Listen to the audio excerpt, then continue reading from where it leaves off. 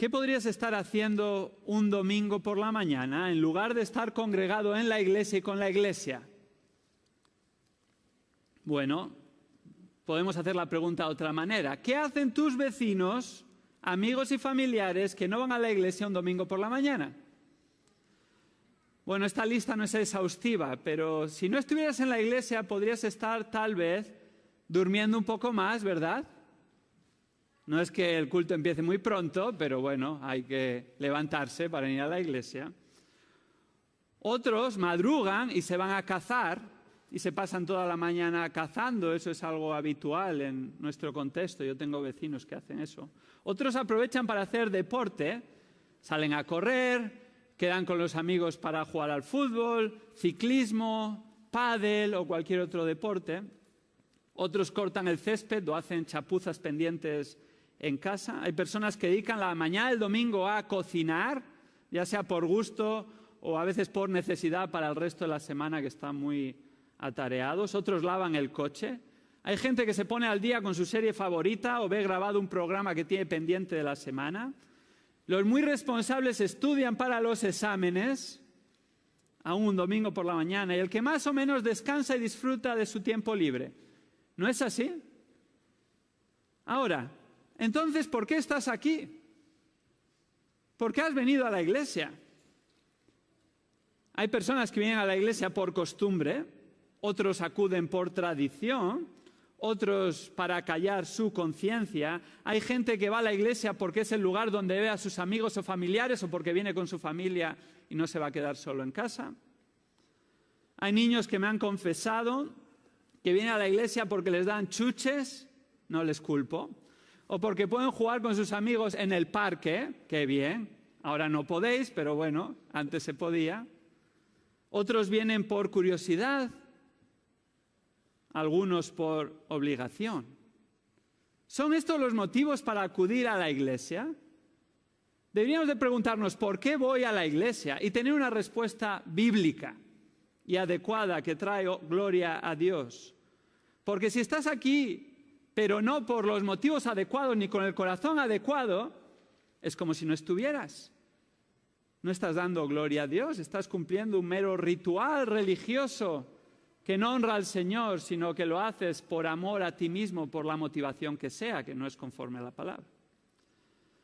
¿Cuáles son los motivos adecuados para acudir a la iglesia? ¿Cuáles son los motivos bíblicos? En esta mañana vamos a ver los motivos por los que acudir a la iglesia. Los motivos por los que acudir a la iglesia. Pero antes de entrar de lleno en este tema y responder a la pregunta ¿por qué voy a la iglesia desde la palabra?, vamos a hacer un breve repaso de lo que hemos visto semanas pasadas en esta serie sobre la iglesia. Hace 2 semanas comenzamos la serie con esta pregunta, ¿qué es la iglesia? Y dimos respuesta afirmando lo que no es y lo que es. ¿Qué no es la iglesia? Bueno, hacíamos una lista que es representativa, no exhaustiva, de lo que no es la iglesia. La iglesia no es un club, ni una institución académica, ni una ONG benéfica, ni un mero edificio físico. Tampoco la iglesia es un grupo de autoayuda, ni una institución religiosa, organización ética o asociación geopolítica o sociopolítica. Ni mucho menos la iglesia es un centro de activismo, ni el nuevo Israel. Eso no es la iglesia. ¿Qué es la iglesia? Veíamos que la iglesia, bíblicamente hablando, es un grupo de personas que pertenecen a Dios.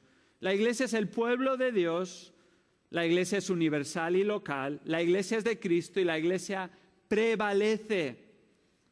Así, de esta manera, habíamos elaborado una definición preliminar de lo que es la iglesia. Podríamos decir esto: la iglesia es un grupo de personas que pertenece a Dios como su pueblo, universal y localmente, por medio de Cristo, que es su Señor y Salvador, pero también su cabeza y pastor, y que siempre prevalecerá. La semana pasada nos hicimos la cuestión, ¿por qué es importante la iglesia? Una vez que entendemos la naturaleza de la iglesia, hemos de entender la importancia de la iglesia. ¿Por qué es importante? Y observamos 4 razones por las que es importante la iglesia. La iglesia es importante porque es preciosa para Cristo.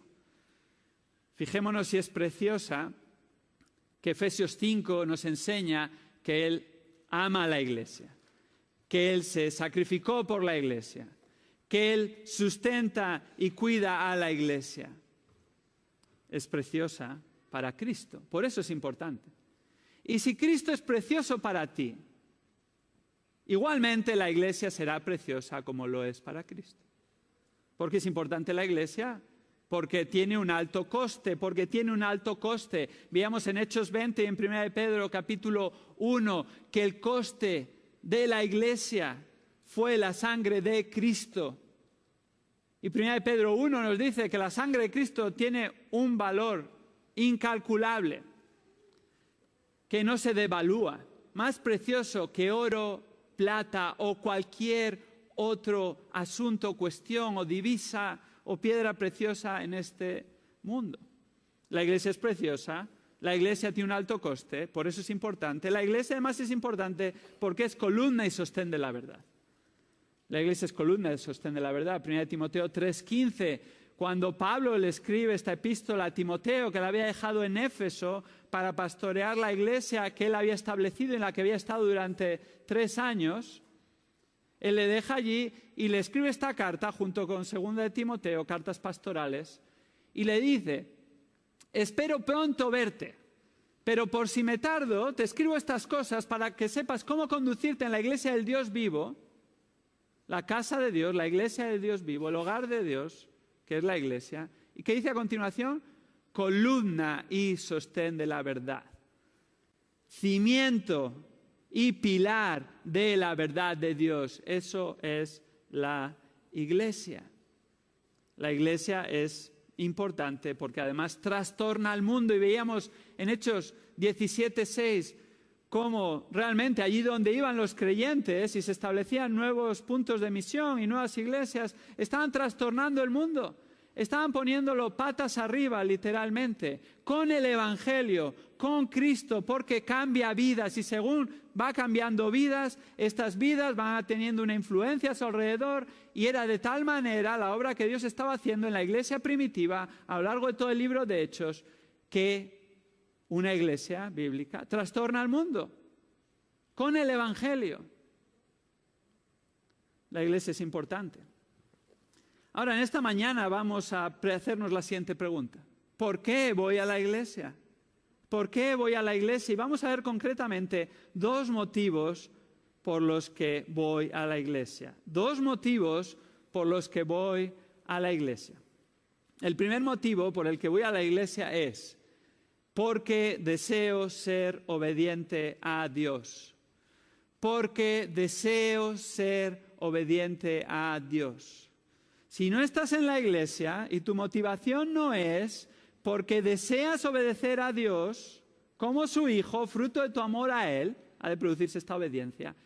No estás aquí por el motivo adecuado. El primer motivo por el que deberíamos asistir a la iglesia es porque es una enseñanza bíblica y por lo tanto soy obediente a ella. Quiero ser obediente a Dios como su hijo. La Biblia es la palabra de Dios.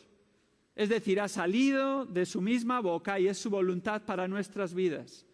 Segunda de Timoteo 3:16 afirma: toda escritura es inspirada por Dios y útil para enseñar, para reprender, para corregir, para instruir en justicia. La Biblia es la verdad. Como el mismo Jesús afirma en Juan 17:17, santifícalos en la verdad. Tu palabra, la palabra de Dios, es verdad. Y así confiamos en la palabra de Dios y queremos vivir vidas conforme a su enseñanza para ser hijos obedientes que traen honra a nuestro Padre Celestial. La asistencia a la iglesia es una enseñanza bíblica. Y por lo tanto, cuando asistimos a la iglesia, estamos siendo obedientes a Dios, y esta debe ser la motivación para venir. ¿Qué pasaje de las Escrituras nos enseña que la asistencia a la iglesia es el plan de Dios para sus hijos, para los creyentes? Vayamos juntos a Hebreos. Hebreos capítulo 10, versículos 24 al 25. Hebreos capítulo 10, versículos 24 al 25. Dice así: y consideremos cómo estimularnos unos a otros al amor y a las buenas obras, no dejando de congregarnos, como algunos tienen por costumbre, sino exhortándonos unos a otros, y mucho más al ver que el día se acerca. La asistencia a la iglesia es una enseñanza bíblica, es el plan de Dios. ¿Cuál es el contexto de este pasaje? Bueno, el contexto en el que se escribe esta epístola neotestamentaria, Hebreos, está afirmando cómo solo se puede tener perdón de pecados y acceso a Dios por medio de Cristo, nuestro gran y sumo sacerdote. Fijémonos los versículos anteriores, Hebreos 10, versículos 19 al 22, dice: entonces, hermanos, puesto que tenemos confianza para entrar al lugar santísimo por la sangre de Jesús, por un nuevo camino y vivo que Él inauguró para nosotros por medio del velo, es decir, su carne, y puesto que tenemos un gran sacerdote sobre la casa de Dios, acerquémonos con corazón sincero, en plena certidumbre de fe, teniendo nuestro corazón purificado de mala conciencia y nuestro cuerpo lavado con agua pura. ¿Qué está diciendo aquí? Da respuesta a esta pregunta: ¿cómo podemos entrar y estar en la presencia de Dios? Lo cual en aquel tiempo entendían perfectamente al referirse al lugar santísimo. El lugar santísimo era el lugar en el templo donde solo el sumo sacerdote una vez al año podía entrar. Representa la misma presencia de Dios. ¿Cómo podemos tener acceso a Dios? ¿Cómo podemos estar ante su presencia? La única forma es lavados por la sangre de Cristo, como acabamos de leer, y confiando en Él como nuestro Señor y Salvador. Él es nuestro gran y sumo sacerdote. Ya no necesitamos otros intermediarios, ya no se necesita ningún sacerdote, ya no se necesita ninguna persona. Cristo es el sumo sacerdote, por medio del cual su muerte y su resurrección, por su sangre, tenemos acceso a Dios. Y no tenemos acceso a Dios, no quiero que nadie me malentienda, porque vienes a la iglesia. Tienes acceso a Dios toda la semana por medio de Cristo allí donde estés. Estamos poniendo en contexto estos versículos. Estas palabras están dirigidas a creyentes. Versículo 23, fijémonos: mantengamos firme la profesión de nuestra esperanza, nuestra fe, nuestra confesión, sin vacilar, porque fiel es el que prometió. El creyente verdadero persevera en su fe en Cristo, lo que se denomina perseverancia de los santos. Aquel que persevera en Cristo es un creyente verdadero. Una vez salvo, siempre salvo. La salvación no se puede perder. Pero no perseveramos por nuestros méritos, sino por la fidelidad de Dios y porque Él cumple sus promesas. El contexto que acabamos de leer es creyentes que confiaban en Cristo como su Señor y Salvador, como su sumo sacerdote, tenían acceso a Dios por su muerte en la cruz en su lugar. Para los creyentes esta es la voluntad de Dios. ¿Qué le dice a los creyentes? Versículo 25. Ahora estamos más preparados para entender lo que dice aquí. No dejando de congregarnos como algunos tienen por costumbre. ¿Qué les dice a los creyentes que han sido lavados por la sangre de Cristo, que ahora tienen acceso a Dios por medio de la muerte de Cristo? No dejes de congregarte. Sí, el sumo sacerdote es Cristo y tienes acceso a Dios por medio de Cristo todos los días de la semana, en todo el momento, y no tienes que ir al lugar santísimo, que no podían entrar, ni tienes que ir al templo necesariamente, ni tienes que ir al edificio de la iglesia para tener acceso a Dios, por supuesto. Es un gran privilegio, pero que eso no sea la excusa para dejar de congregarte. No dejes de congregarte. El versículo comienza diciendo, no dejando. En realidad, en el original tiene un significado más fuerte y más enfático, es no abandonando. No abandones el congregarte, incluso se podría decir, no desertando. Es fuerte esta palabra. Y está en presente, es decir, no debe ser lo que caracteriza a los creyentes, no debe ser el hábito, no congregarte. ¿Qué es lo que los creyentes no han de abandonar, que no han de desertar? No dejando de congregarnos. En realidad se leería así el versículo, no abandonando la congregación. no caracterizándote por abandonar la congregación con los santos, con los hermanos. La palabra para congregación procede de la que deriva sinagoga, que significa asamblea, congregación de personas. Y aquí no se está refiriendo a una sinagoga, como entendían en aquel tiempo, de judíos, sino que se está refiriendo a una congregación de creyentes, a la iglesia unida. Y en este contexto se está refiriendo a la iglesia local, porque no nos podemos congregar con la universal, ¿no es así? Es imposible. No te puedes congregar con todos los santos de todo el mundo porque hay limitaciones geográficas. No te puedes congregar con todos los santos de todos los tiempos que forman la Iglesia Universal porque hay limitaciones físicas, claramente. Te congregas con los santos de tu iglesia local. No dejes la congregación, es lo que está diciendo. Algunos lo hacían en aquel tiempo. Por supuesto, como algunos lo hacen en la actualidad. Por eso el texto continúa diciendo, fijémonos, como algunos tienen por costumbre. ¿Qué está diciendo? Que se convertía en un hábito y norma, no ir a las reuniones, para algunos que habían abandonado y desertado de congregarse en la iglesia local. Ahora, aquí no especifica la periodicidad de las reuniones. Eso no es lo importante. Vemos ejemplos en el Nuevo Testamento, como la iglesia de Jerusalén, en Hechos 2:46, se congregaban cada día, mientras que en Hechos 27 vemos que en Troas lo hacían una vez a la semana. La periodicidad se establece en cada iglesia local. No estamos hablando del legalismo de cuántas veces voy a la iglesia. No estamos pasando lista cada vez que vienes a la iglesia, no es acerca de eso. Está diciendo que te ha de caracterizar congregarte periódicamente y regularmente. ¿Cómo podemos saber esto? Bueno, el asunto es que había creyentes que tenían por costumbre no congregarse. ¿Qué significa tener por costumbre no congregarse? Bueno, estaríamos, yo creo, de acuerdo que esto se aplicaría a quien no aparece nunca por la congregación, ¿verdad? Incluiría a este tipo de personas. Creo que también estaríamos de acuerdo en afirmar que la costumbre de no congregarse se aplica a quienes asisten, pero asisten de Pascuas a Ramos. Es una expresión que a veces oímos o decimos, pero pensemos por un momento qué significa de Pascuas a Ramos. Domingo, ¿no?, de Pascua, domingo de Resurrección. Es el segundo domingo de la Semana Santa Española. Domingo de Ramos es el primero. ¿Verdad? ¿Cuánto ha pasado entre un domingo y otro? 52 semanas. Un año, es decir, una vez al año no hace daño.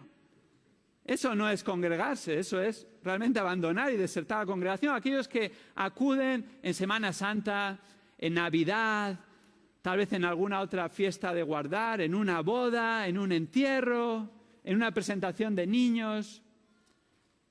Eso en realidad es haber dejado de congregarse. Lo que te está caracterizando es no congregarte. También yo iría un poco más allá y diría, cuando faltas más que asistes, el hábito y lo que te está caracterizando es no congregarte.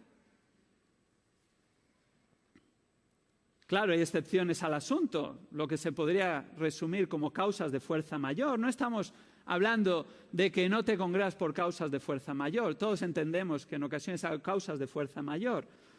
Sin embargo, hermanos, a veces consideramos causas de fuerza mayor cosas que no lo son. Somos muy laxos para autojustificarnos y excusarnos, ¿verdad? Sin embargo, el que entiende la necesidad de congregarse, ve que es una enseñanza bíblica y quiere ser obediente a su Señor, casi nada le parece causa de fuerza mayor, porque tiene la motivación correcta. En cambio, aquel que casi cualquier cosa es una excusa como válida, está cauterizando su conciencia y no está poniendo de antemano el ser obediente a su Señor. Y el asunto no es si te congregas o no, eso realmente es la punta del iceberg. La pregunta que yo te haría es, ¿dónde está tu corazón? ¿Dónde está tu corazón? ¿Por qué no te estás congregando? Porque está mostrando algo que está pasando en tu corazón y en tu vida espiritual. Y el asunto no es, tengo que ir a la iglesia y ya con cumplir ir a la iglesia se solucionó. No, es dónde está tu corazón y acudes a la iglesia con el corazón adecuado. Porque quiero ser obediente a Dios y porque mi obediencia es fruto de mi amor a Dios, a Cristo. Y porque estoy agradecido a Él. En estos días me intercambiaba un WhatsApp con algún hermano de congregación que sirve y le mandaba una nota y le decía, bueno, gracias por tu servicio al Señor de esta manera. Y me decía, estaba perdido y Él me rescató. Solo le faltó decirme, no me des las gracias, no, te voy a seguir dando las gracias. Pero yo solo pude decir, amén, así es, esa es la motivación correcta. Estaba perdido y Él me salvó, ¿qué otra cosa voy a hacer sino servirle? ¿Qué otra cosa voy a hacer sino darle gloria? ¿Qué otra cosa voy a hacer sino obedecerle y congregarme junto con mis hermanos? El creyente que desea obedecer a su Señor se congrega regularmente en una iglesia local. Es algo esencial para él. Esta es una de las palabras que ahora está muy en boga, ¿verdad? Se dice mucho. Lo que es esencial. Para el creyente verdadero es esencial congregarse. Es esencial. Claro que los incrédulos no entienden que es esencial. Si tuviéramos el parámetro divino, hermanos, ni una pandemia mundial cerraría las iglesias. ¿Por qué es esencial? Porque necesitamos congregarnos. Porque ese es el plan de Dios. Pero es normal que los incrédulos que gobiernan nuestra sociedad no vean esencial las iglesias, pero que no veamos nosotros esencial las iglesias. Congregarnos, estamos actuando como los incrédulos. Esta semana me mandaban por un WhatsApp un link del testimonio de un hermano que algunos conocéis, no personalmente creo, pero sí habéis oído hablar de él, Tim Challies. Es un conocido blogger, pero él en realidad es uno de los ancianos de una iglesia en Toronto, Canadá, y hace poco perdió a su hijo de 19 años, inesperadamente. Su hijo y su hija habían ido a estudiar a una universidad americana, cristiana, en Louisville, Kentucky, y el Señor se lo llevó. Estaba comprometido para casarse y tenían el plan de ir a visitar a sus padres a Toronto justo ahora, en estos días, en noviembre. Iba a llevar a su prometida, iban a tener que estar de cuarentena 2 semanas, todos juntos en la casa, y con 19 años el Señor se lo llevó. Y decía este hermano, en esta nota en el blog que él escribió, que realmente la iglesia es esencial, y que para él era esencial el haber tenido a hermanos alrededor de él para orar con él en medio de esta situación, para darle un abrazo, para animarle, para llorar con él. Y debido a esta pandemia no les podía haber tenido allí. Y Zoom no lo soluciona. Internet no lo soluciona, es un mal menor. Tiene razón. Los creyentes nos necesitamos unos a otros. Y no solo en situaciones extremas, sino para nuestra vida espiritual. Hermanos, cuando estuvimos varios meses sin poder congregarnos por la pandemia en la primavera, qué gozo poder volver a congregarnos, ¿no es así? Qué gozo poder hablar con los hermanos de nuevo, aunque hablamos por teléfono. Qué gozo vernos, qué gozo alabar al Señor juntos. Qué bendición es estar juntos, expuestos a la palabra y luego ver cómo podemos animarnos unos a otros, orar unos por otros, alegrarnos unos con otros y llorar unos con otros. ¿No es así? El creyente entiende esto y por eso se congrega. Hay hermanos en nuestra congregación que para mí son un ejemplo en esto. Y especialmente son un ejemplo los mayores en nuestra congregación. Los mayores en nuestra congregación que aún siendo los más vulnerables, aún siendo los que están en los grupos de riesgo, aún siendo algunos de ellos que tienen patologías que les hacen aún en mayor grupo de riesgo, cuando se pudo reanudar los cultos presenciales eran los primeros que estaban aquí. Y los primeros que estaban las semanas anteriores. Oye, podremos ir a la iglesia, ¿no? ¿O no podemos ir a la iglesia? ¡Qué bendición! ¿Por qué? Porque entienden lo que es congregarse. Eso a mí me anima. entienden y quieren ser obedientes a su Señor. Y así queremos serlo todos, ¿verdad, hermanos? Por eso estamos aquí. Tal vez estás diciendo, bueno, estás afirmando todo esto, pero necesitaría oírlo quienes no están aquí. Nosotros estamos aquí congregándonos. Bueno, no nos preocupemos de los otros. A lo mejor lo están escuchando por internet o tú puedes hablar con ellos un día y animarles a congregarse si han dejado de congregarse. Pero necesitamos escuchar nosotros, esto es para ti, esto es para mí, y ser reafirmados en por qué estamos aquí con la motivación adecuada bíblicamente. Tenemos que congregarnos. Ahora hemos de hacer una pequeña nota a pie de página y decir, tal vez para los que nos visitáis o para los que están escuchando o van a escuchar por medio del canal de YouTube esta enseñanza.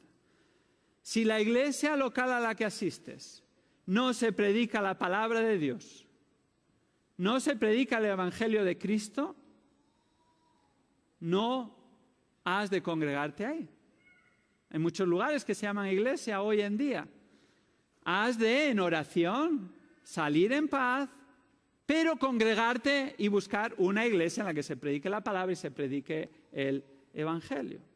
Y si no hay una en tu zona, ora que el Señor establezca una congregación bíblica o considera mudarte a una ciudad a la que haya una iglesia bíblica o viaja lo que sea necesario, pero tienes que congregarte. Ahora, una vez vista esa nota a pie de página, volvamos a Hebreos 10. Somos obedientes al Señor, no hemos de dejar de congregarnos, pero ¿cuáles son algunos de los propósitos por los que congregarse? ¿Cuáles son algunos de los propósitos por los que congregarse? Congregarse ante el inminente regreso de Cristo, porque fijémonos que dice el versículo 25, y mucho más al ver que el día se acerca, el día en el que Cristo va a regresar. ¿Qué hemos de hacer a la luz de ello? Congregarnos. ¿Cuáles son algunos de los propósitos por los que congregarse? Estimularnos unos a otros al amor y las buenas obras, versículo 24, y exhortarnos unos a otros, versículo 25. Nos congregamos, el propósito de congregarnos como hijos obedientes de Dios es, versículo 24, estimularnos al amor y las buenas obras. ¿Qué es estimular? Bueno, en realidad es un sustantivo, no un verbo, que significa provocación, incitación. Es bastante fuerte. El lenguaje que se está utilizando aquí es para no dejar a nadie en el aire. Provocar, incitar. ¿Incitar y provocar a qué? No es al mal. No queremos incitar ni provocar a nadie al mal cuando nos congregamos, sino a qué. El versículo es claro. Unos a otros al amor y las buenas obras. Cuando nos congregamos, uno de los propósitos es incitarnos al amor. Incitarnos al amor. Amor a Dios y amor a los hermanos. Mateo 22, versículos 37 y 39 afirma, amarás al Señor tu Dios con todo tu corazón, con toda tu alma y con toda tu mente. Y el segundo mandamiento es semejante a este, amarás a tu prójimo como a ti mismo. Y este versículo nos está diciendo que una de las maneras de aplicar el amor a Dios y el amor al prójimo es en el contexto de la iglesia local. Nos congregamos para ejercitar el amor en el contexto de la iglesia local y nos congregamos para estimularnos, incitarnos, provocarnos unos a otros a amar más a Dios y amar más a nuestros hermanos. No solo nos congregamos para incitarnos al amor, sino también a las buenas obras.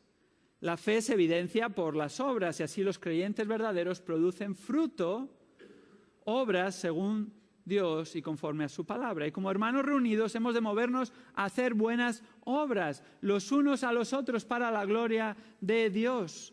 De hecho, esta es la naturaleza del creyente. Efesios 2:10 afirma, somos hechura suya, creados en Cristo Jesús para hacer buenas obras, las cuales Dios preparó de antemano para que anduviéramos en ellas. Efesios 2:10 está en el contexto que comienza el capítulo de Efesios 2 diciendo que estábamos muertos en nuestros delitos y pecados antes de Cristo, pero Dios interviene por su gran amor y misericordia Y por medio de Cristo ahora tenemos perdón, redención de pecados, reconciliación. ¿Cómo es la salvación? ¿Es por obras? No, porque Efesios 2, 8 y 9 dice, por gracia sois salvos por medio de la fe, no por obras para que nadie se gloríe. Y esto no es de nosotros, sino que es de Dios, ¿verdad? Pero a continuación dice, porque somos hechura suya, está diciendo nuevas criaturas, no está refiriéndose a la creación del hombre y de la mujer, o a nuestro nacimiento, que depende de Dios, sino está refiriéndose al nacimiento espiritual, porque estábamos muertos en nuestros delitos y pecados, y ahora por gracia, por medio de la fe, nacemos de nuevo y somos nuevas criaturas en Cristo. ¿Para qué? Creados en Cristo Jesús, ¿para qué? Para buenas obras. El creyente verdadero produce buenas obras, fruto espiritual. Y nos reunimos, hermanos, para estimularnos ¿a qué? A las buenas obras, a crecer en ello. Ahora, si no te estás congregando regularmente, ¿cómo vas a ser estimulado? ¿Cómo vas a estimular a otros al amor y a las buenas obras? Mira, sea cual sea tu excusa o tu respuesta, es tu idea, pero la idea de Dios es bien distinta. El contexto en el que tienes que ejercitar el amor y las buenas obras y ser estimulado y estimular a otros es cuando nos reunimos en la congregación con tus hermanos en la iglesia local. Pero no solo eso, sino que nos congregamos, versículo 25, ¿para qué? Para exhortarnos, exhortarnos. Exhortar significa venir al lado del otro con el propósito de animarle y alentarle. Siempre la exhortación ha de realizarse con estos tres ingredientes. Con la palabra, ingrediente indispensable, sazonado con ánimo y aliento. Esta es la idea de exhortar. Exhortar con la palabra, sazonado con ánimo y aliento. Nos congregamos para eso. Para ser exhortados con la palabra, lo estamos haciendo ahora, según somos expuestos a la palabra de Dios, pero no solo ahora, sino antes de la reunión, después de la reunión, hemos de poner en práctica esto con aliento y estímulo, con ánimo. ¿Por qué voy a la iglesia? Voy a la iglesia porque como hijo de Dios, salvo en Cristo Jesús, agradecido porque le amo, quiero ser obediente a Él. Y porque confío en su palabra y su palabra lo enseña. Y su palabra enseña que como hijo de Dios lo que ha de caracterizarme es congregarme en la iglesia local con el resto de redimidos. No queremos, hermanos, caer en el autoengaño soberbio de creer que nos podemos edificar a nosotros mismos al margen de la congregación. Ese no es el plan de Dios. Eso es un autoengaño soberbio. Tienes una alta autoestima, pero no correctamente hablando. Confías excesivamente en ti mismo, más que en Dios y su palabra. No, hermanos, nos necesitamos los unos a los otros. Dios bien lo sabe. Necesitamos a Dios, pero necesitamos a su iglesia y congregarnos. Una vez fui a predicar a una iglesia, eran sus cultos especiales, y me había invitado a ser el predicador para esa ocasión. Y tras una de las predicaciones, como suele ser habitual, hay personas que se acercan, tienen una pregunta, tienen una palabra de ánimo, o te dicen cómo podías haber predicado mejor, lo cual hemos de escuchar también, porque hemos de aprender, tal vez tienen razón. Y esta persona que vino a hablar conmigo, realmente vino a contarme todo lo que hacía él para Dios. No me habló de nada de la predicación.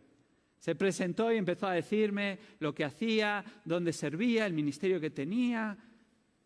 Y ahí estuvo varios minutos. Me puso delante su hoja de servicio evangélica, que no tenía nada que ver con lo que había predicado tampoco. Yo le escuché y tras unos minutos de escucharle pacientemente, le hice una pregunta. ¿Dónde haces ese servicio? ¿A qué iglesia asistes? ¿Sabes qué me contestó? A ninguna. A ninguna. Y yo le animé, mira, me parece muy bien todo ese servicio que estás haciendo para el Señor, pero tienes que congregarte. Y de hecho tienes que servir primera y primordialmente en el contexto de una iglesia local. No le gustó mucho lo que le dije, pero yo no me he inventado esto, es lo que dice la palabra.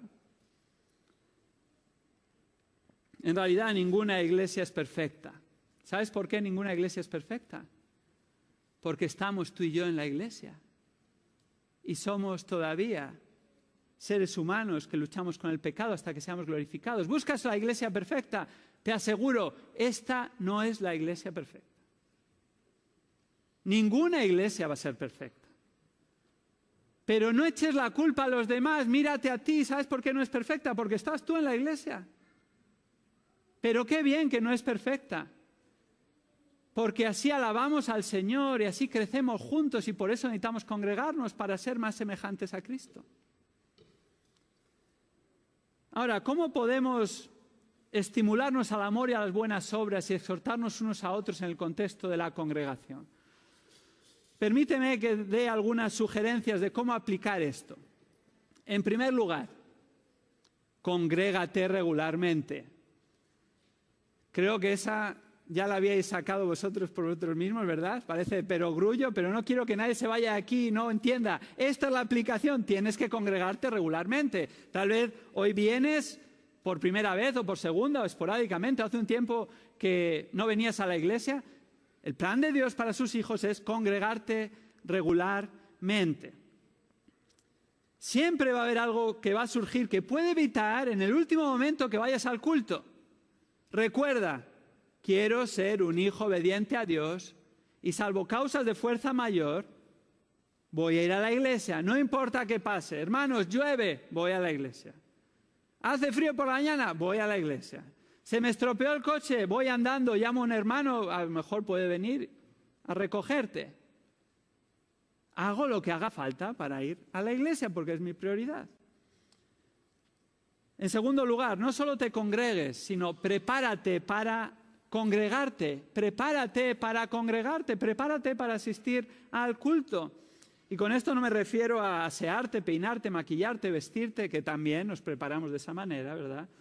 Sino que hemos de venir preparados para el tiempo juntos como hermanos, para estimularnos al amor y las buenas obras y exhortarnos. ¿Cómo podemos prepararnos para esto? Algunas sugerencias. Acuéstate a buena hora el día anterior. Los sábados no es el día para trasnochar. Los sábados es para descansar, para venir a la iglesia, para estar listos, para estar alerta, para estar con los sentidos en la alabanza, en la lectura de la palabra, en la predicación, para luego estar disfrutando el tiempo con los hermanos. Acostémonos a buena hora. ¿Cómo más podemos prepararnos para congregarnos, para poner en práctica el ser de estímulo unos a otros? Ora por la reunión. Ora por la reunión. Ora para que el Señor prepare primeramente tu corazón para adorarle a Él, para recibir la palabra, para tener comunión con los demás. Recuerda por qué voy a la iglesia. Ora al Señor, dándole gracias que nos permite congregarnos, hermanos, no solo por la pandemia. Vivimos en un país que tenemos libertad religiosa, libertad de culto, libertad de reunión. Démosle gracias a Dios por ello, oremos antes de congregarnos. ¿Cómo más podemos prepararnos? Otra sugerencia, llega pronto y márchate tarde. Llega pronto y márchate tarde. Bueno, en esta época tenemos limitaciones, no podemos llegar tan pronto y no podemos irnos tan tarde. Este es un momento excepcional. Pero como regla general yo te animo a considerar, llega pronto y márchate tarde. Llega un buen rato antes y márchate un buen rato después. ¿Por qué? Porque así vas a tener más oportunidades de tener conversaciones con gente, tener comunión, estimular a otros, ser estimulado. Congregarte no es venir a las 11:05, entrar cuando nadie te ve y en la oración final salir. Eso es parte de congregarte, pero ¿cómo te vas a estimular unos a otros al amor y las buenas obras si no tienes contacto con el resto de los hermanos? ¿De qué otra manera puedo prepararme para asistir al culto? Piensa de antemano, ¿a quién puedo hablar? ¿A quién puedo hablar? Tenemos que ser proactivos en esto. ¿Sabes por qué? Porque si no, vas a acabar hablando siempre prácticamente con las mismas personas. No hay nada de malo que hables con las mismas personas, pero vamos a tender a hablar solo con los de nuestro grupo de edad, solo con nuestros amigos, solo con los que tenemos alguna afinidad. pero es que la iglesia somos todos. Hemos de hablar con personas mayores que nosotros, más jóvenes, con los niños, con los ancianos. Esa es una de las bellezas de la iglesia, que tenemos en común en Cristo, a pesar de la diferencia de edad, a pesar de la diferencia de afinidad, a pesar de muchas otras diferencias. Antes del culto piensa, ¿con quién voy a hablar hoy? ¿Con quién no he hablado en las últimas semanas? Te ayudará a estimular a otros al amor y las buenas obras. No pienses, ¿quién va a hablar conmigo? No, ¿con quién yo voy a hablar? Y dedícate antes y después del culto a buscar a esas personas. Durante el culto, otra manera de prepararnos para el culto es apaga o pon en silencio el móvil. Apaga o pon en silencio el móvil. Hoy en día todos tenemos un móvil. ¿Cómo nos ayuda a apagar o poner en silencio el móvil? Bueno, primero, no sea una distracción, ni para nosotros ni para los demás, por el sonido que puede existir en medio del culto. Pero en segundo lugar, en un móvil puedes estar distraído todo el culto mirando el móvil. Si has venido a la iglesia para mirar el móvil, mira, quédate en casa y mira el móvil o mira el ordenador, la tele, lo que quieras. Además, no es solo para ti la distracción, sino es para los demás de alrededor. Nos distrae, nos quita de estar atentos y no promueve a los demás estar con un espíritu de adoración juntos. Y eso no estimula a los demás al amor y las buenas obras. ¿Qué hace? Desestimula, si es que existe esa palabra, ¿no? Distrae, desincentiva. Con nuestra actitud vamos a ser un ánimo o vamos a ser un desánimo para los que están alrededor. ¿Qué ánimo es ver a los hermanos cuando venimos, cantamos al Señor, cantamos con gozo, leemos la palabra, estamos en la palabra, estamos en el mensaje, y qué gozo es ver a muchos hermanos con la Biblia abierta, con apuntes, tomando nota, para estar realmente escuchando la predicación. ¿Sabes lo que he visto? Que esto está estimulando unos a otros, y cada vez más gente viene con la Biblia, y cada vez más gente toma notas, y esto está animando unos a otros. ¿A qué? A estar en la palabra. ¿Cómo más podemos ser de estímulo unos a otros? Tras el culto, en tus conversaciones, haz estas preguntas, aparte de otras. ¿Qué aprendiste del mensaje? ¿Qué aprendiste del mensaje? Eso puede dar lugar a una conversación espiritual. A veces no sabemos de lo que hablar, ¿verdad? ¿Qué tal? Bien, ¿cómo va el trabajo? Bueno, lo mismo la semana anterior, el clima, no hace mucho frío, ¿verdad? Y los niños, y al final acabamos hablando de esas cosas que no están mal. Pero así no nos vamos a estimular al amor y las buenas obras, ni nos vamos a exhortar. Esa conversación la puedes tener con un vecino en el ascensor. No venimos a la iglesia para tener conversaciones de ascensor, sino para estimularnos. Tenemos que ir un poquito más allá. Hermanos, digamos, ¿qué te pareció el mensaje? ¿Qué aprendiste? ¿Cómo puedes ponerlo en práctica? No nos sentamos amenazados si nos preguntan eso o preguntamos eso, sino veámoslo como una oportunidad para hablar de temas espirituales. No solo eso, sino pregunta, ¿cómo puedo orar por ti? ¿Cómo puedo orar por ti, pero genuinamente, para luego orar por esa persona? Y comprometerse al menos esa semana para orar, tal vez por un tema que digan, mira, ora por mí en esto. Así nos vamos a estimular, hermanos, al amor, las buenas obras y a exhortarnos. Ahora, ya en casa, estamos viendo antes, durante, después, ya en casa, pregúntate tras congregarte, tras adorar al Señor juntos, tras escuchar la palabra, tras tener conversaciones con otros hermanos, ¿cómo puedo poner en práctica los unos a los otros? ¿Cómo puedo poner en práctica lo que he escuchado hoy en la palabra? ¿Cómo puedo orar por el hermano que le pregunté? ¿Cómo puedo orar por ti esta semana? Eso va a estimular. Nos congregamos porque queremos ser hijos obedientes a Dios. Ese es el motivo. Y el propósito es para motivarnos, para incitar, para provocar al amor y las buenas obras y exhortarnos unos a otros. ¿Y sabes qué? Cuando hacemos esto, vamos a crecer espiritualmente. Y vamos a crecer espiritualmente juntos, como el cuerpo que somos en esta iglesia local. Y se va a ver manifiesto. como congregación. ¿Por qué voy a la iglesia? En primer lugar, el primer motivo por el que voy a la iglesia es porque deseo ser obediente a Dios, porque deseo ser obediente a Dios. Hay un segundo motivo que me gustaría tratar en esta mañana de por qué vamos a la iglesia, y es, en segundo lugar, porque entiendo que soy miembro de la iglesia. Porque entiendo que soy miembro de la iglesia. En otras palabras, voy a la iglesia porque soy parte de la iglesia. La membresía es una idea bíblica. Algunos dicen, la membresía no está en la Biblia. ¿Sabes qué? Tienes razón. La palabra membresía no está en la Biblia. Pero ¿sabes qué? La Trinidad, la palabra Trinidad tampoco está en la Biblia. ¿Y dirías que Dios no es uno en 3 personas? Eso es una herejía. Aunque no está la palabra Trinidad, la enseñanza bíblica de que Dios es uno en 3 personas está en la palabra. Sí, tienes razón. La palabra membresía como tal no está en la Biblia, como muchas otras, pero es un concepto bíblico, como vamos a ver a continuación. La base neotestamentaria. ¿Cuál es la base bíblica para la membresía? ¿Cuál es la base bíblica para la membresía? Primeramente, la naturaleza de la iglesia afirma la membresía. La naturaleza de la iglesia afirma la membresía. Recordemos que la iglesia es un grupo de personas que pertenecen a Dios como su pueblo, universal y localmente, por medio de Cristo, de su Señor y Salvador, pero también su cabeza de pastor, y que siempre prevalecerá.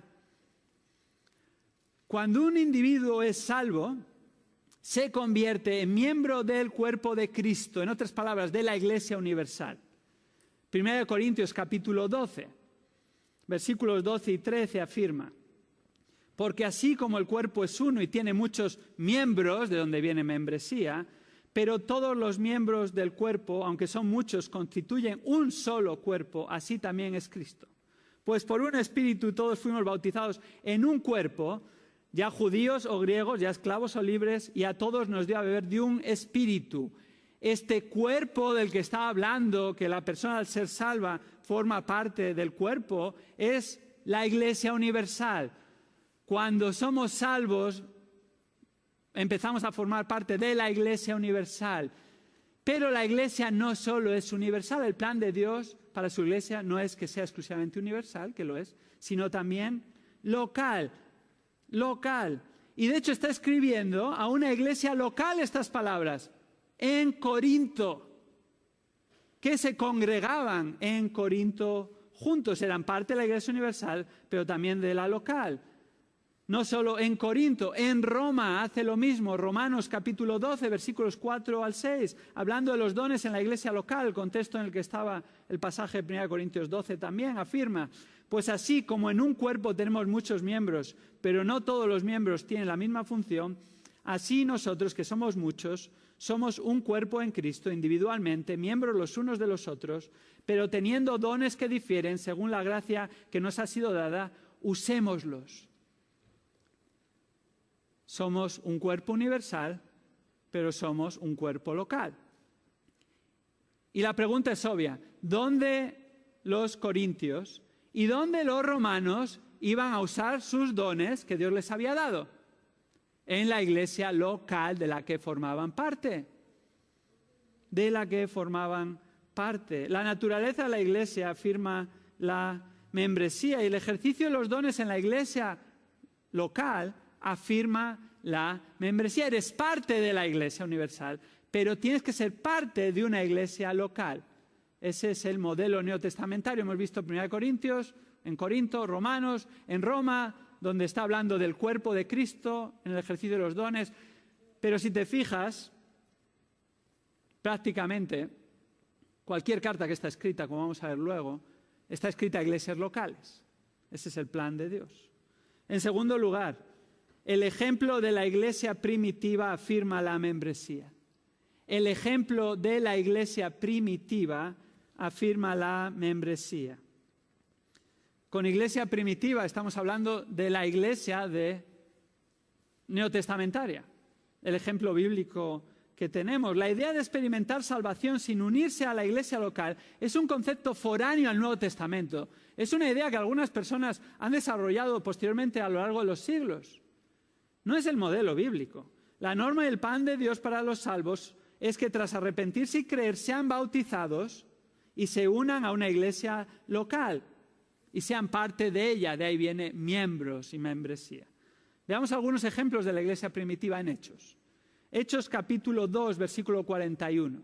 Hechos capítulo 2, versículo 41 dice: entonces los que habían recibido su palabra, acaba de predicar Pedro, de Cristo, fueron bautizados, habían sido salvos y se bautizaron. Y fijémonos que dice: y se añadieron aquel día como 3.000 almas. Muchas veces hay gente que lee este versículo fuera de contexto y dice: se salvaron 3.000, es verdad. Pero lo que dice aquí es se añadieron. ¿Se añadieron a dónde? A la iglesia de Jerusalén. Están en Jerusalén. Acaba de comenzar la iglesia y la iglesia en Jerusalén. ¿Dónde se añadieron? A la iglesia de Jerusalén después de ser salvos y ser bautizados. Por eso supieron el número aproximadamente, porque se quedaron y se añadieron a la iglesia local. Ese es el plan de Dios. Hechos 5:14, más adelante, dice: y más creyentes en el Señor, multitud de hombres y mujeres se añadían constantemente al número de ellos. Los salvos se añadían al número de los miembros de la iglesia de Jerusalén. No vivían su cristianismo por su cuenta. No, el plan de Dios es que eres parte de la iglesia, pero tienes que demostrarlo siendo miembro de una iglesia local, añadiéndote a una iglesia local. Hechos 16:5 dice: así que las iglesias locales, plural, eran confirmadas en la fe y diariamente crecían en número. ¿Por qué? Porque los que eran salvos se añadieron no solo a la iglesia de Jerusalén, sino posteriormente eso fue el patrón neotestamentario, y se añadían a esas iglesias y así crecían en número. Igualmente, como decíamos anteriormente, el ejemplo de la iglesia primitiva es que las epístolas fueron escritas a iglesias locales. Incluso las que fueron escritas a individuos, eran individuos que estaban en iglesias locales. Timoteo, Tito, Filemón. Ese es el ejemplo neotestamentario. Fijémonos, otro ejemplo neotestamentario de que los creyentes formaban parte de las iglesias locales, eran miembros. Cuando un creyente se mudaba a otra ciudad, su iglesia solía escribir una carta de recomendación. Esto lo vemos en Hechos, en Romanos, en Colosenses. Sería imposible escribir una carta de recomendación de una iglesia a otra iglesia si esa persona no era miembro de esa iglesia y le recomendaba para que se uniese a la otra iglesia también como miembro. Esto se solía hacer, ¿verdad? Los que tenéis más edad, y aún yo de niño me acuerdo de que a veces incluso en la misma iglesia se leía la carta de recomendación diciendo: tal hermano y su familia son creyentes, fueron bautizados en tal fecha, eran miembros de esta iglesia y ahora se han mudado allí y les recomendamos para que ellos se añadan a esa iglesia.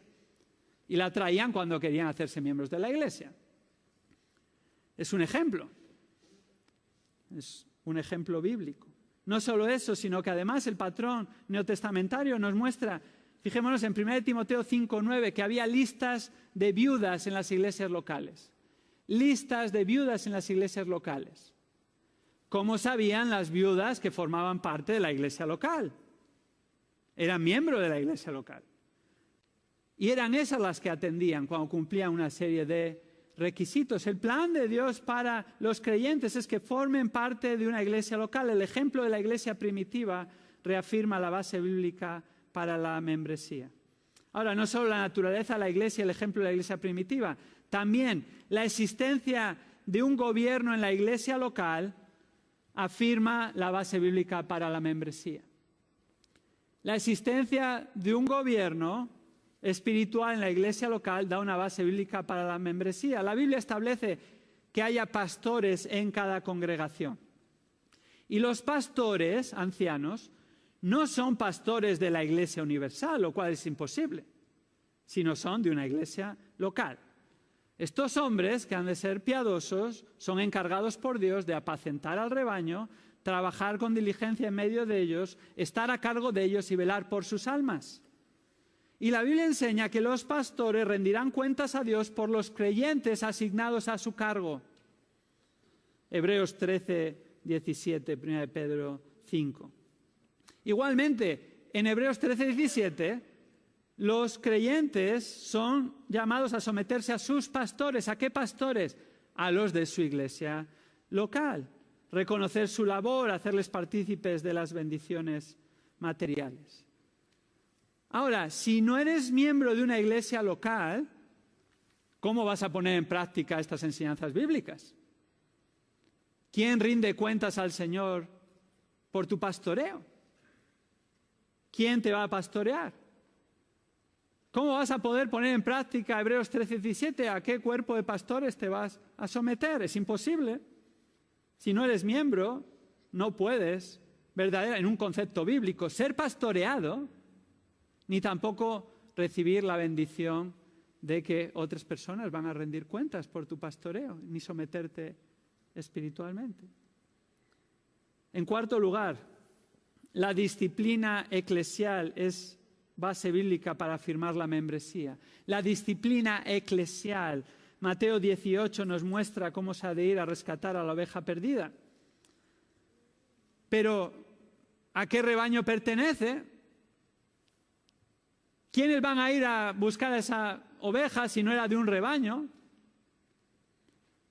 Los pastores de un rebaño no son llamados a ir a buscar a todas las ovejas.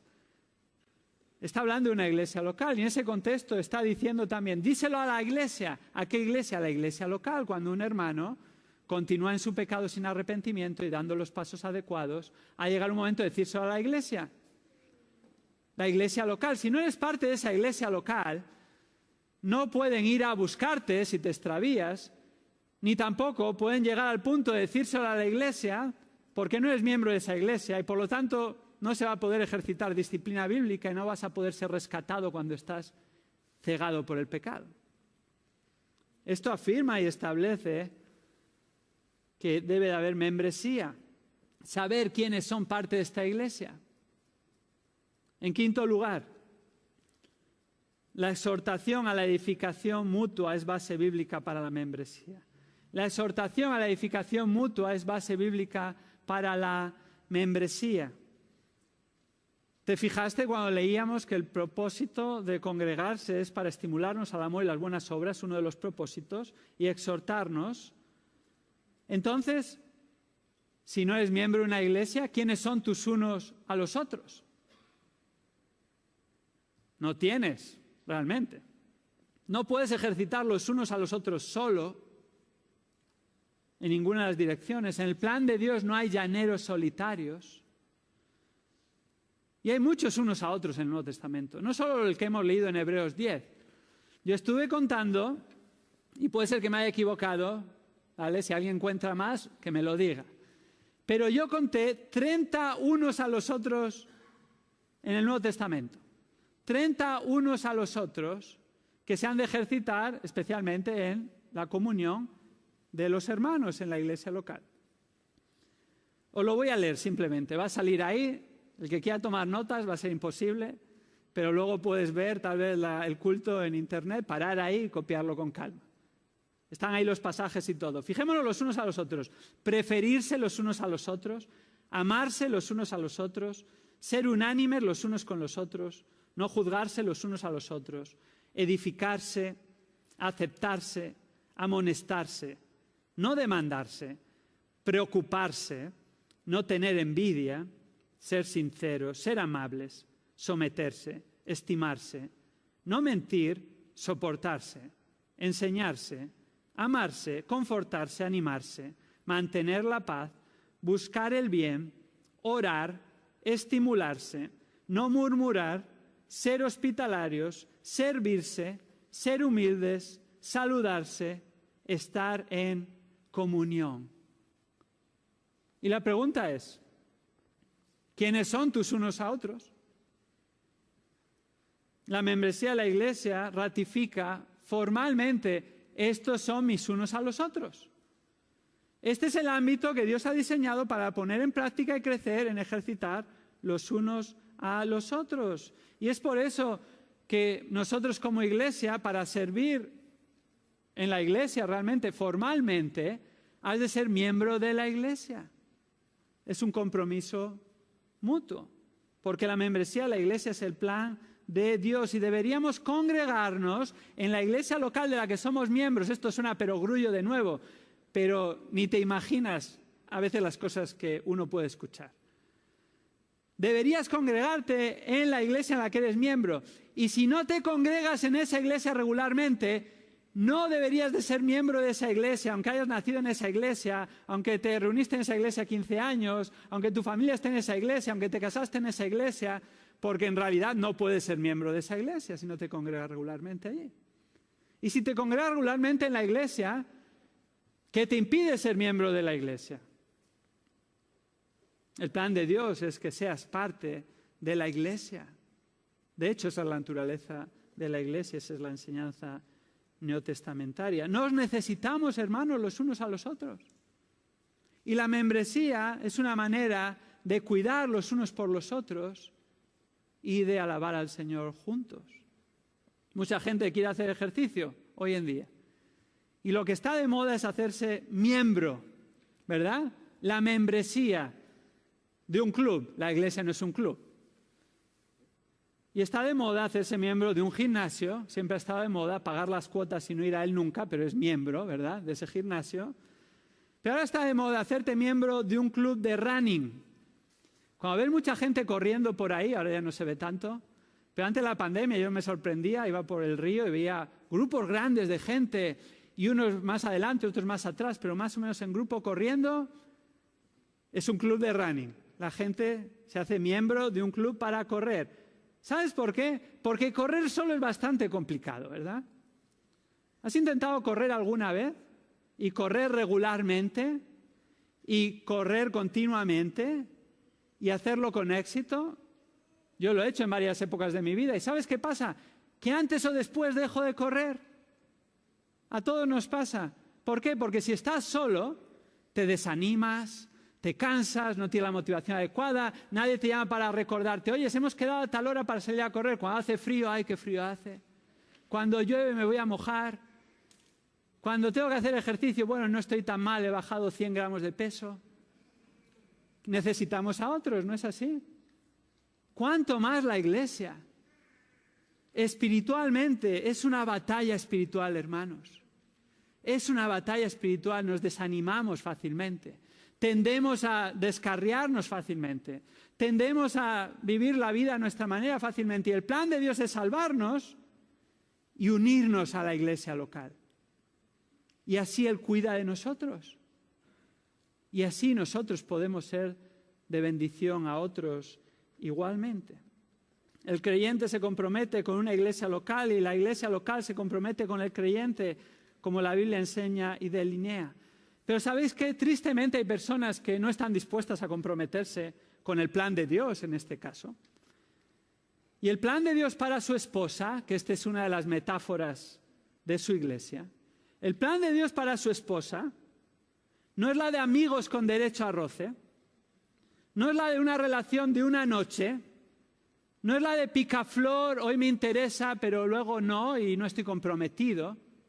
La esposa de Cristo merece mucho más. Y si estás actuando así, hermano, arrepiéntete. Comprométete con la esposa de Cristo. Eres parte de la iglesia, comprométete con tu iglesia local, hazte miembro de la iglesia local y sé obediente a tu Señor. Va a ser bueno para tu vida espiritual, si eso es lo que buscas cuando vas a una iglesia. La pregunta es obvia. ¿Eres miembro de una iglesia local a la que asistes regularmente? En esta iglesia queremos seguir el modelo bíblico de la membresía y vamos a iniciar un proceso de membresía a principios de año, después de comer el turrón. Y este es el desafío. Hazte miembro de esta iglesia local, si te congregas regularmente en esta iglesia local. Si eres salvo, te has bautizado y te congregas regularmente en esta iglesia, el plan de Dios es que seas miembro de esta iglesia. Hoy van a estar Vilma y Corina ahí al fondo en el centro y van a estar tomando nota de las personas que tienen interés en hacerse miembros de esta iglesia local y no lo son. Y te puedes estar preguntando, ¿cómo sé si soy miembro de esta iglesia? Bueno, si te estás haciendo esa pregunta es que probablemente no lo eres, así que al final vete y da tu nombre y tu teléfono. Y tengo que reconocer, para nuestra vergüenza, que hace mucho que no hacemos un proceso de membresía. Entonces, puede ser muchas personas aquí que cumpliesen los requisitos perfectamente para ser miembros de esta iglesia, pero oficialmente no son miembros por nuestra culpa, no por la vuestra. Hoy os estamos dando la oportunidad de que empecemos este proceso juntos y hagamos las cosas bien porque queremos obedecer al Señor. Puedes hacerlo ahí al fondo, queremos guardar la distancia. Hoy simplemente es dar tu nombre, tu teléfono de contacto, tu email, para que cuando empecemos en enero ponernos en contacto contigo y dejarte saber cuáles son los pasos para hacerte oficialmente miembro de la iglesia. Pero si tal vez hoy hay mucha gente y no puedes, escribe un correo al correo electrónico de la iglesia, iglesia@ieleon.org, y muestra tu deseo de hacerte miembro de la iglesia. Si estás escuchando este mensaje por internet, esto no es para ti. No queremos ser excluyentes, pero tienes que ser miembro de la iglesia en la que te congregas físicamente, regularmente. Y si no tienes iglesia, ora que el Señor te lleve a una iglesia bíblica o desplázate a una iglesia bíblica y hazte miembro. No hay membresías por Zoom, no hay membresías por internet. Nadie se hace miembro de un club de running y luego dice, cuando salgáis a correr, enchufar el teléfono móvil mientras corréis, yo desde el sillón de mi casa voy a correr con vosotros. La membresía en la iglesia es lo mismo. Hay que congregarse en la iglesia. Pero tal vez estás aquí y eres salvo y no te has bautizado. Veíamos el patrón bíblico en Hechos 2, es salvo, bautizado, se añade a la iglesia, miembro. Entonces no necesitas hacerte miembro. Lo que necesitas es bautizarte. Y también hoy, en esa misma lista, nos gustaría que si tienes interés y deseo en bautizarte, porque eres salvo y no te has bautizado, este es el mandamiento de Dios y el plan de Dios para sus hijos, dejes tu nombre ahí y especifiques, mira, tengo interés en ser bautizado. Porque vamos a comenzar de nuevo pronto las clases de bautismo. Y si ni eres miembro, ni te has bautizado porque no eres salvo, olvídate de todo esto que he dicho. Necesitas arrepentirte y creer en Cristo Jesús como tu Señor y Salvador. Ven a Cristo. Reconoce que eres pecador. Aférrate a Él como tu Señor y Salvador. Eso es lo que necesitas en primer lugar y eso es lo más importante. ¿Sabes qué? Si falleces hoy, pero te has arrepentido y has creído en Cristo, aunque no te hayas bautizado y aunque no seas miembro de la iglesia formalmente, vas a ir con el Señor por la eternidad. Pero si falleces hoy y no te has arrepentido y no eres salvo, vas a ir al infierno por la eternidad. Lo más urgente es arrepiéntete y cree en Cristo. Pero hermanos, si te has arrepentido, si te has bautizado, sí vas a ir al cielo sin ser miembro de la iglesia. Pero el plan de Dios es que te hagas miembro de la iglesia local donde te reúnes. Si pudieras elegir, si las distancias ni el dinero fueran un problema hoy, ¿dónde te gustaría estar hoy y ahora? ¿Dónde estarías hoy y ahora? Yo no cambiaría por nada del mundo estar hoy aquí reunido con mis hermanos y hermanas en esta iglesia local de León. Sinceramente, ¿qué otro mejor lugar? Pero debemos de tener la motivación adecuada porque quiero ser obediente a Dios. Y porque soy parte de su iglesia puedo decir esto. Si no se cumplen esas motivaciones, no vas a ver reunirte con la iglesia como el mejor lugar donde estar. Porque ¿sabes qué? La iglesia es un anticipo del cielo. La iglesia es un anticipo del cielo. Sí, imperfecto, el cielo va a ser mucho mejor. Pero lo más cercano en esta tierra a lo que va a ser el cielo es cuando estamos congregados como iglesia de Cristo. Porque ofrecemos adoración a Dios y en el cielo vamos a estar adorando a Dios. Porque en la iglesia reunidos exaltamos a Cristo Jesús y en el cielo vamos a estar exaltando a Cristo por la eternidad. Porque cuando nos reunimos como iglesia mostramos nuestra devoción a Dios con el deseo de someternos y servirle. Y es lo que vamos a hacer en el cielo. Mostrar devoción, servirle, someternos perfectamente. Porque en la iglesia buscamos crecer en santidad y abandonar el pecado. Y en el cielo no va a haber más pecado y vamos a ser definitivamente en la práctica también glorificados. Porque en la iglesia disfrutamos de la comunión fraternal y en el cielo esa comunión fraternal va a ser perfecta. Hermanos, qué bendición estar congregados en la iglesia. El mejor lugar en la tierra después del cielo. Disfrutémoslo, demos gloria a Dios por ello y congreguémonos con las motivaciones correctas y adecuadas de corazón. Vamos a orar.